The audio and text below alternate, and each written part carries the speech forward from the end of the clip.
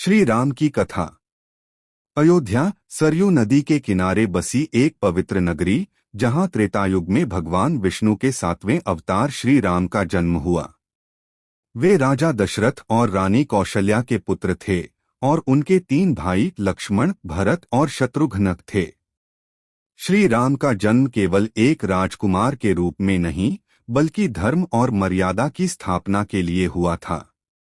गुरुकुल शिक्षा और विवाह।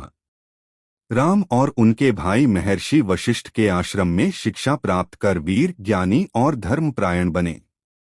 जब जनकपुर में राजा जनक ने अपनी पुत्री माता सीता के स्वयंवर का आयोजन किया, तो भगवान शिव के धनुष को उठाने और तोड़ने की शर्त रखी गई। अनेक राजा असफल रहे, परंतु श्री राम ने सहज ही धनुष तोड़ दिया और माता सीता से विवाह हुआ।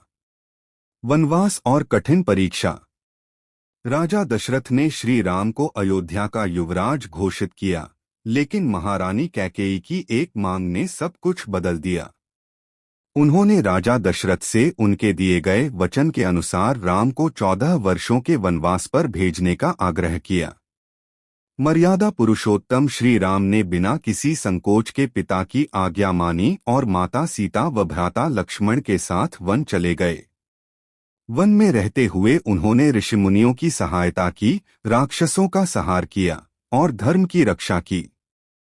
लेकिन एक दिन रावण की बहन शूर्पणखा ने लक्ष्मण पर आसक्ति जताई, और जब लक्ष्मण ने उसे अस्वीकार कर दिया, तो उसने सीता माता पर आक्रमण करने की कोशिश की। इस पर लक्ष्मण ने उसका नाक कान काट दिए। क्रोधित होकर रावण ने अपनी बहन का अपमान सहन न करते हुए छल से माता सीता का हरण कर लिया और उन्हें लंका ले गया। लंका विजय और धर्म की स्थापना। माता सीता को खोजने के लिए श्री राम ने हनुमान, सुग्रीव और वानर सेना का सहयोग लिया।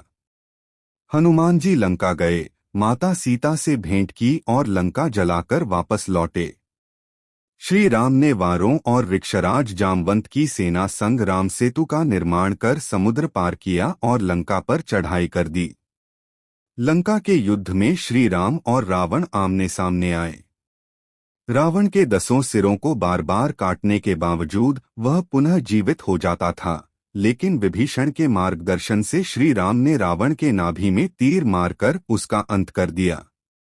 इस प्रकार अधर्म पर धर्म की विजय हुई और माता सीता को मुक्त कर श्री राम अयोध्या लौटे। रामराज्य की स्थापना। श्री राम माता सीता और लक्ष्मण के साथ अयोध्या लौटे, जहां उनका राज्याभिषेक हुआ। उनके राज्य में सभी सुखी, समृद्ध और संतुष्ट थे। सत्य, न्याय और धर्म की स्थापना हुई, जिसे रामराज्य के नाम से जाना गया। श्री राम का जीवन केवल एक कथा नहीं, बल्कि आदर्श, प्रेम, त्याग और कर्तव्यपरायणता का संदेश है। वे केवल एक राजा नहीं, बल्कि मर्यादा पुरुषोत्तम थे, जिन्होंने युगों युगों तक धर्म और आदर्श का प्रकाश फैलाया। श्री रामचंद्र की जय।